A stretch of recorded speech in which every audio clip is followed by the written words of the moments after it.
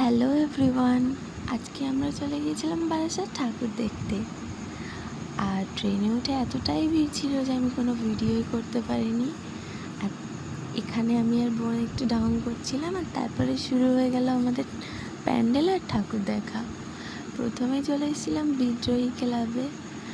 এখানে লাইটসগুলো আর ঠাকুরটা আমার বেশ ভালো লেগেছে।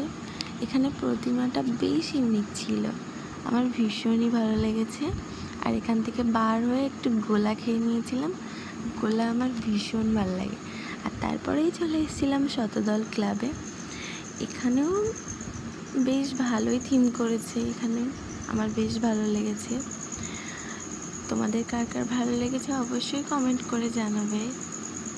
তারপরেই চলে এসেছিলাম বারাসাতে বড় মা মন্দিরে। মানে কি বলবো, এখানে বেশ ভিড় ছিল, আর বারবার দেখছিলাম মায়ের মূর্তি, ভীষণ ভালো লাগছিল। আর এরপর চলে এসেছিলাম কেএনসি রেজিমেন্টে।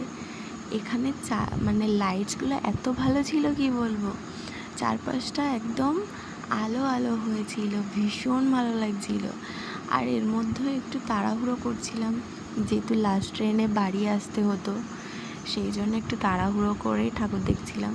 কিন্তু আমরা বেশ অনেকগুলো ঠাকুর দেখেছি, ভীষণ মজা হয়েছে।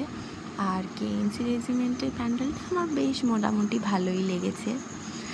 আর প্রত্যেকটা প্যান্ডেলের প্রতিমাগুলো এত মিষ্টি ছিল না, কি বলবো, মানে দেখে পুরো চোখ জুড়িয়েই যাচ্ছিল, ভীষণ ভালো লাগছিল প্রতিমাগুলো। আর এখান থেকে ঠাকুর দেখার পর বার হয়ে একটা আইসক্রিম খেয়ে নিয়েছিলাম, আইসক্রিমটা বেশ ভালো ছিল।